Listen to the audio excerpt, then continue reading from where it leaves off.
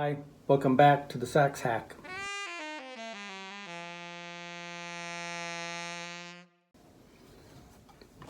I'm back with my newish Vito Beaugnier Alto, the one that I hacked by removing the tab on the G sharp key, and I'm still happy I did it. It's playing really great. I'm going to do something else to this horn.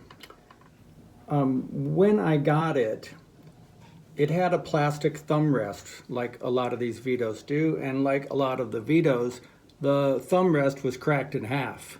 It's pretty thin and cheap plastic, but kind of comfortable, so I liked it.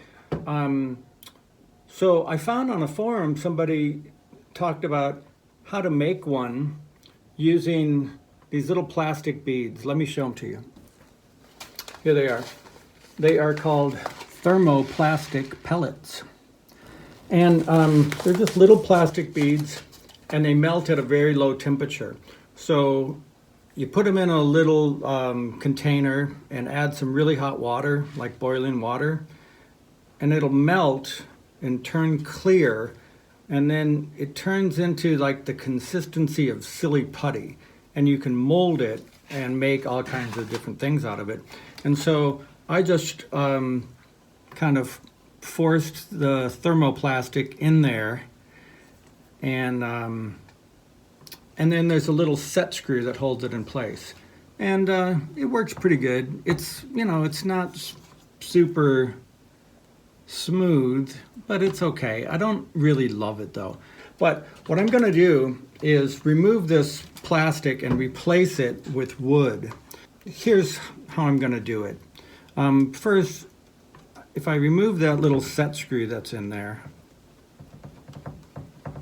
then this plastic will come right out of there, I believe, yeah. And you can see here that it's a circle where I shoved it in there. And so there's the hole where the thumb rest goes, okay? So here's my idea. I looked around for a dowel that was the right size, and I couldn't find anything downstairs in my workshop. But in my garage, I had the remnants of a little Louisville Slugger souvenir baseball bat. It's maple. I tried to make a mouthpiece out of this. It didn't work. That's why there's no video on it. But this is very close to the same size as this thumb rest here. So what I need to do is just sand that down. I'm going to do that in the garage with my power table sander until that fits in the hole. Then I'm going to cut it off flush with the top of this, and then I'm going to glue it onto this lovely piece of walnut. This is actually a piece of firewood. Here in Illinois and Missouri, there's so much walnut growing everywhere that they just burn it. It's incredibly pretty wood. So I think that'll make a real pretty thumb rest. All right, here we go.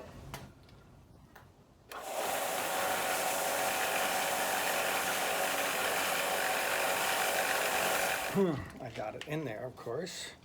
I want to make sure it goes all the way down. The plastic one that I made, you can see from the bottom of it that it's concave, it's curved to match the contours of the saxophone body. So I think I should try to do the same thing on the bottom of this. I'm going to do that with the sander if I can.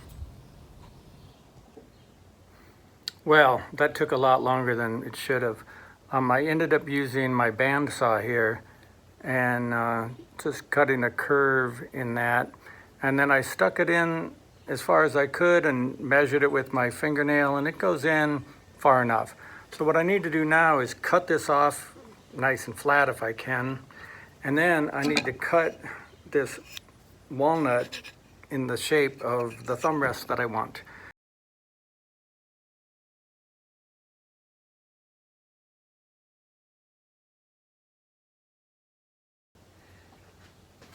Success.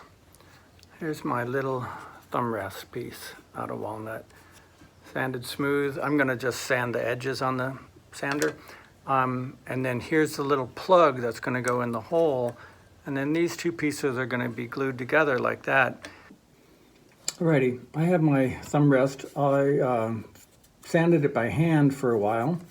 Now I'm going to try to make a little concave part here using my Dremel tool. So here we go.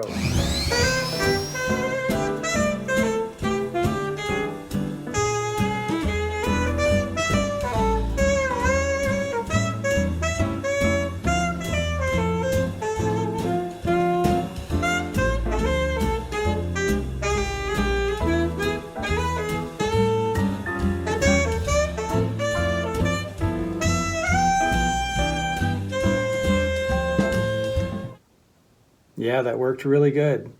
Now it looks a lot like a worry stone, which would probably work too, actually. Boy, that's really smooth. I don't know that I even need to do any more hand sanding, but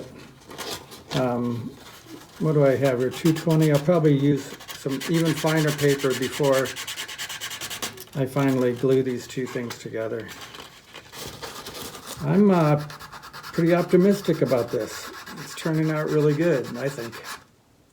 Yeah.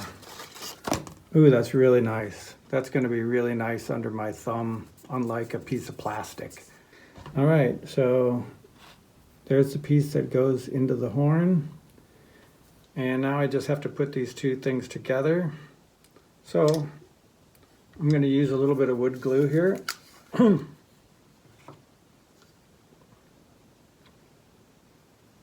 I worked in a cabinet shop once and we used our fingers all the time for spreading wood glue. So that's what I'm doing. I don't want it to get too goopy, go all over. Make sure I get the side that's not concave.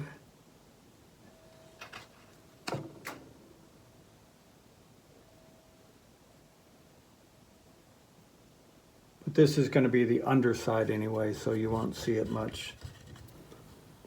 Alrighty. I suppose I could do a dry fitting just to make sure that it's not going to get in the way of the octave key or anything. And I'm glad I did, because it totally would have. There. Uh-oh. There. Yeah, it definitely has to be more up on one side than the other. Let me just make sure. Oh, that's good.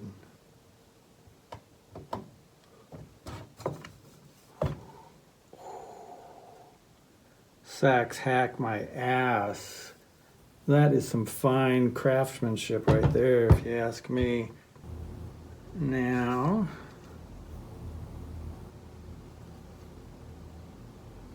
clamp that guy on there.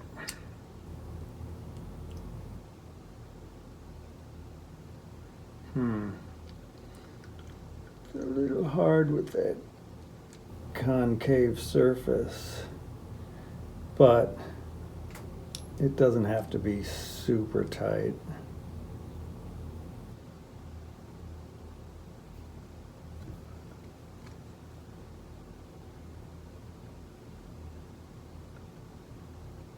Yeah, when you can see glue leaking out all the way around, you know you got a good seal in there. And when that's done, it's going to be like one piece of wood. When it's all done, I'll finish it with something like polyurethane or maybe just some oil. Okay, I'll check back with you tomorrow. Hi, it's the next day and my glue's all dry. I took a X-Acto knife and I trimmed some of the excess glue around there. And then I had to sand this a little bit more because it did touch the octave key. But now it's ready to roll. I decided I'm going to finish it using some of this stuff. This is instrument lacquer. I bought this clear lacquer to use on saxophones to do touch-ups. It's probably made for guitars, but I figured that would be good to use on here. This stuff is incredibly smelly, so since it's such a small job, I'm not worried about working down here, but normally, man, open the windows or something. Here we go. I want to show you the difference between this before and after it's finished.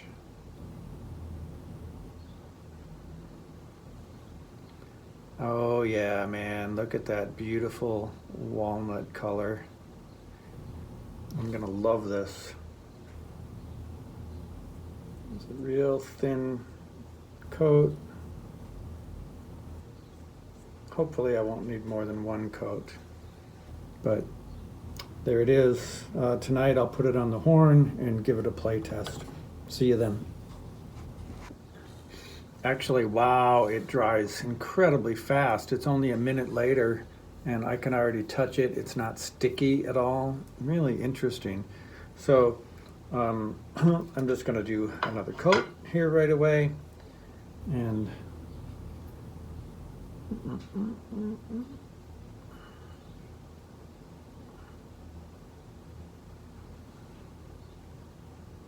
we'll see how that goes.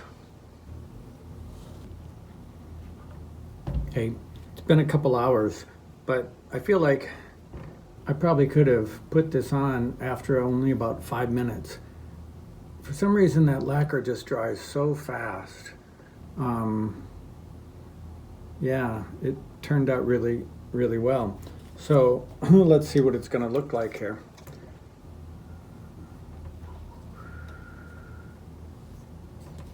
It's angled in a funny sort of way, but it's actually kind of the perfect angle when you're holding the saxophone. And the level is perfect with the octave key. And it feels good.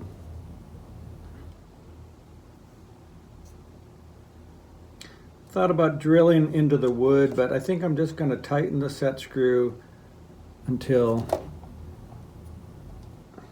I can feel it starting to push against the wood there, and that's going to totally hold that in place. So there is the finished product. I like it a lot. Oh yeah.